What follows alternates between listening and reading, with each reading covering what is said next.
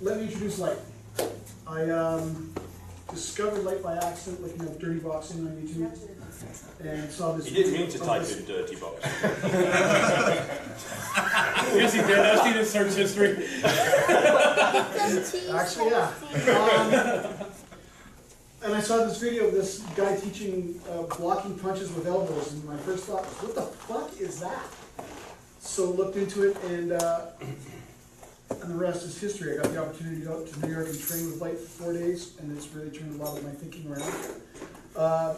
Light is a multi-genre martial artist, done a lot of different things.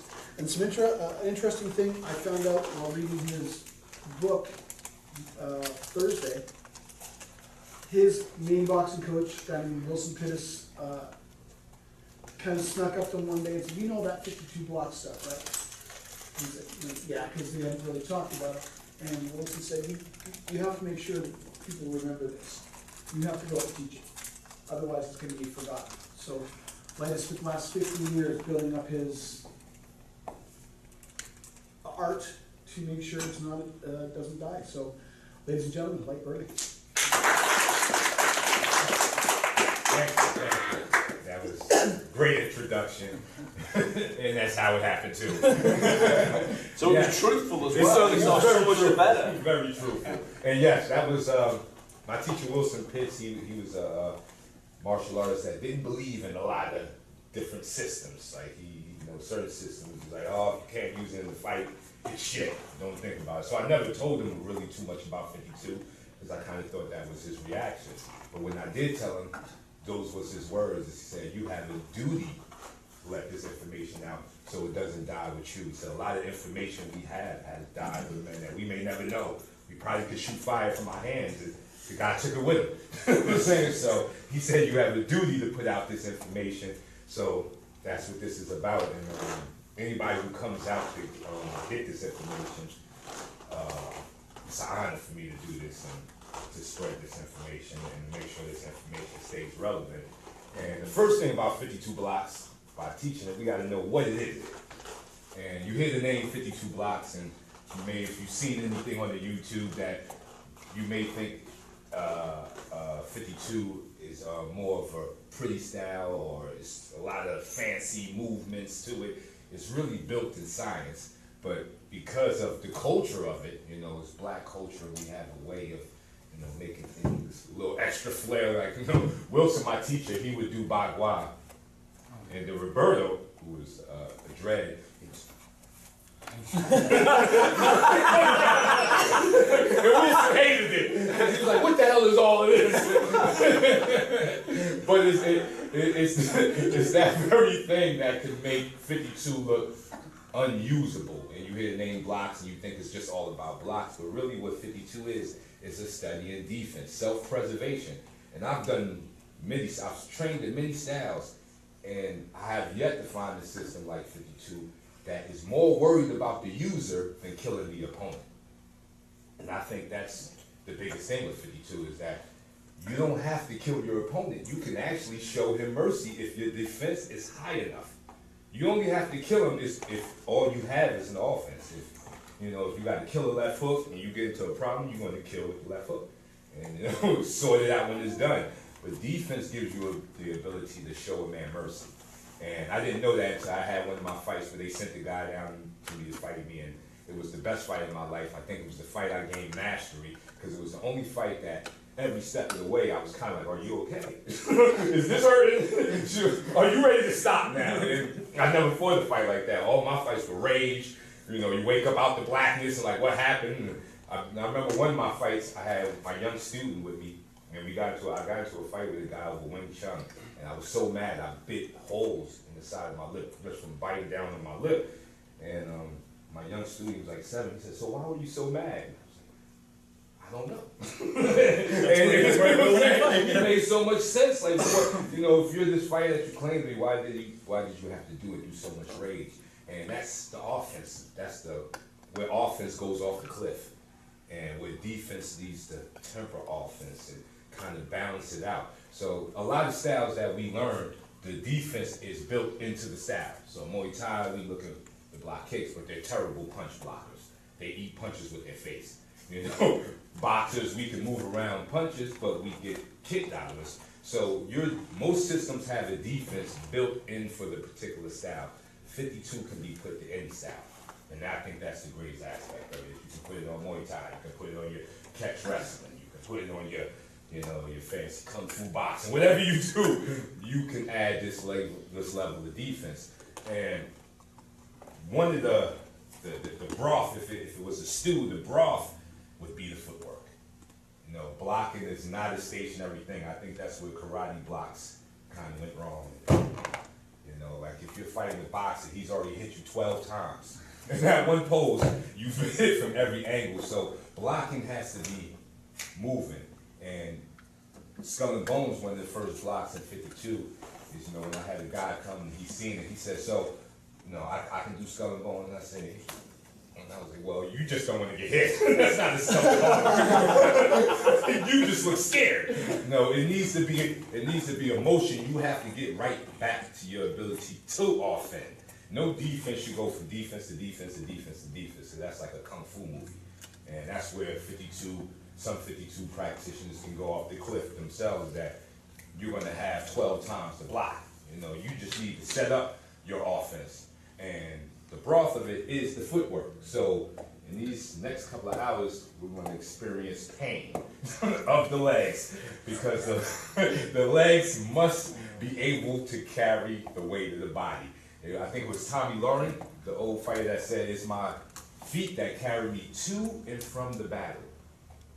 So that is the most important thing. Like if your hands are doing too much, then you take away the job of the hands. And really the job of the hands is they're quicker than the eye. David Copperfield owns like an island because he can do all of this to get you to look here, and he's doing something else. He has millions of dollars because their hands are quicker than the eyes. So they need to do what they need to do. And if the feet are working with them, then the hands can do what they want to do. And 52 within itself, besides blocking, it has to be the greatest feinting art I've met. The hands, all of this, you look at it and say, well, he's moving his hands around too much. And because of my 52 block path, I went upstate and I met a guy who was into hypnosis. And he, put it into words that I couldn't, which is, your brain could not ignore round shaped movements. Even if you try not to look, you cannot ignore this. The superior colliculus takes every round shaped movement as life. All curved edges resemble life, so your brain will not ignore it. So the round shape, so that old move that they used to do, it's like, well, how the hell did he get that off? He didn't see it coming.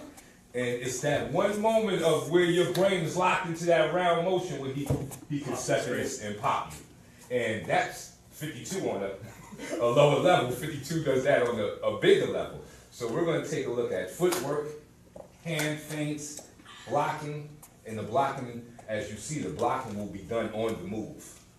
We don't block in one state. We try not to block in one place. And if we do, we still can move. We have different levels of footwork I'm going to introduce you to. Stepping, shuffling, pivot, 3 ducks. Because I believe ducking has been taken away as an art. Ducking under punches is an art. And it has to be taught correctly. So we'll be ducking, dipping, slipping, feints. Then we will put the blocks on that. And then the second day we'll have blocks with counter punches and stuff like that. So this is my friend. This is called the bully block. He starts off the process. So first thing we want to do is right-handed, left-handed, who's southpaw? Southpaw? Nope. Everybody right-handed? Great. Yeah. So do we want to do southpaw just because the JKD stuff is all southpaw? Okay, we can. I switch it, so I'm happy to do it. Yeah, I can switch it myself. So Yeah, we can do back. We can do both back and forth. My teacher Wilson told me, like, I'm going to teach you one side, you teach yourself the other side. He's really like a pie-made old bitter man. He's a great teacher. You need one of those bitter teachers because fighting is a bitter pill. And if all of your teachers just give you love, then you'll be confused when the opponent is just giving you shit. So it's good to have a good teacher that smiles, but gives you the bitter pill of reality of fighting. So first thing we need to do is understand, how do we get into fight stance? And I know everybody has a way. Well, the way I was taught was the space between your legs needs to match the space between your shoulders. So if you have wide shoulders, your base should be a little wider. If you have, narrow shoulders, you may have a narrow base. So, starting as a right-hand fighter, I'll put my feet under my shoulders. I'm a 45-degree angle to the right foot, since we're all right-hand fighters right now. Take the left foot, a natural step forward. Yes, natural step, okay? Moreover, so that's what we mean. Sometimes when we make a stance, we have the tendency to make a stance and then narrow it. We want the natural step forward is, once we 45-degree angle this foot, the left foot steps right forward, it doesn't slide in, it goes right forward, so you have a nice, healthy base. Exactly, your base has some spring to it. The beginning of the 52 blocks is understanding what we call a kickstand balance, which is one leg is the anchor, one leg is the motor. So that prevents you from fighting flat-footed, and it keeps you, so if I have to go forward, it's my back foot that pushes me forward. If I have to go backwards, it's my front foot that pushes me. Easy stepping, because, we have two ways, we walk in life, you walk. Fight walk, you gotta ease your way to the man. He can pull out a knife, or rock, he can summon for his friends, so you don't want to just rush in. So, fight for the first level of footwork is stepping. Understanding how to step in every direction, weighted leg. So, fighting position, we're gonna put our hands up, we're gonna put our back foot up, we're gonna hold it for a minute, get a good spring. All right, so off the back foot, we're going to step forward and keep the back foot up. That's right. Now we're going to step back and plant the back foot and lift up the left. Exactly. We're going to do that again. 1, 2, 3, 4, 5, 6, 7. Switching the weight. 8. A little wider on your stance. Yeah, there you go. There you go. 9. 10, 11, right, switch the weight, 12, more of a step, 13, there you go, 14, 15, 16, 17, 18, 19, 20. All right, so anything you do back and forth, you have to do left and right. So, starting with the back, we're going to start with the back foot up. So when you step with the anchored foot, this is the anchored foot. The anchored foot is the foot that's holding ground. This is the foot that stops you, so when you throw a punch, you don't fly into the pocket. When you throw a kick, you're still holding. So you need the anchored leg. You're going to push to the left. The back foot is going to stay up. When you step towards your right, the left foot is going to come up. That's right. When you step left, right foot comes up. Step right, left foot comes up. Now this is also in tune with your punching. When you step left, right is ready to go. When you step right, left is ready to go. So this footwork fits with your defense, your punching, even stepping left and having to throw the kick, or stepping right and having to throw the kick. This footwork fits with all of your offense. So once again, let's go. Step left, back foot up. Right, left foot up. 2, go. 3, 4, all the way up. 5, we're going to overdo now. 6, 7, 8, 9, 10. That's right, let's work. 11, 12, 13, 14, 15, 16, 17, work. 18, 19, 20. Very good. Now we have to do the Burl Watusi. We got to put it all together now. So this is how it's going to look together. Forward, back, left, right. Switching the weight. Let's go. Forward, back, left, right. 1. Let's go. Forward, back, left. Right, let's go. Forward, back, left, right. 3. Forward, back, left, right. 4. Forward, back, left, right. 5. forward, back, left, right, 6, forward, back, left, right, 7, forward, back, left, right, 8, forward, back, left, right, 9, one more, forward, back, left, right, and break. Take it all off. Good work. Good work. Helps to get the heart pumping. Alrighty. Get a little room. Make a little room for yourself. So, the next level of footwork is shuffling. So we're going to shuffle first, and then we're going to put the shuffle on that same square we just did stepping. So soon we'll have stepping and shuffling. So what is shuffling? Willie Pep, by far one of the greatest shufflers ever. They said catching Willie Pep was like catching moonbeams. And it was because of his shuffling ability. And Wilson, he used to tell me, break ground, boy. That means shuffle up out of there. That was as good as he could say. So, standing parallel, shuffling is a little easier to understand from here. But eventually you want to learn how to shuffle in your fight base. And then come back here. One thing Willie Pep was good at was fighting from his fighting base, coming to the shuffle, and then reset. It's a small step, but he threw so many people off with it because he confused the range. He's right there. Now, as humans, you know our depth perception sucks. That's why if our cars didn't have brake lights, we'd be slamming in the back of each other. So when Willie Pep stood in front of you and then pulled back, you confused the range, shot into the gap, and he was resetting, throwing the right hand at you from a different angle. So this is the power of shuffling. But you also want to understand shuffling in your fight base. So we're going to start with our right foot up, because we're going to go left.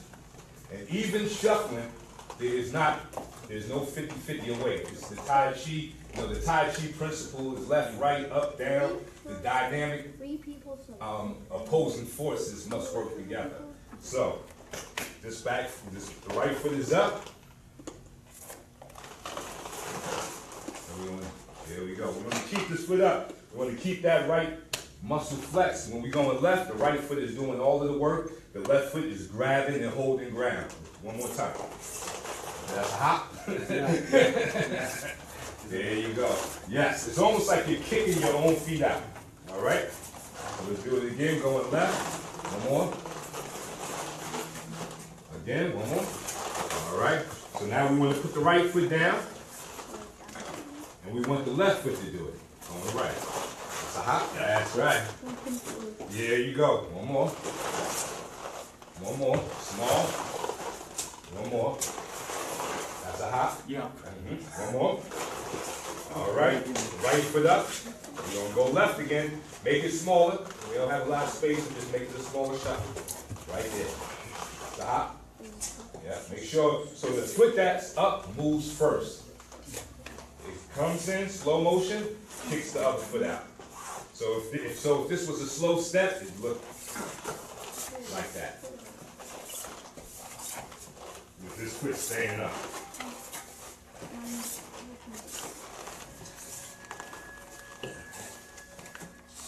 Okay, back foot, right foot down, left foot up. Let's go. Left foot move first. That's right. Now you can get your, when you start feeling a little comfy, you gotta get your hips in it. Some hips involved. And you can confuse the man, like you'll start to see all of this motion is the confusion of, I'm gonna act like I'm going that way and then I can dramatically shoot back the other way. All right, so let's keep going right. Very good. All right. See it? Pick up this foot. So you want to move that foot first. There you go. That's it. Put that foot down. Put that foot. Yes. Move that foot first. There you go. There you go. There you go. That's right.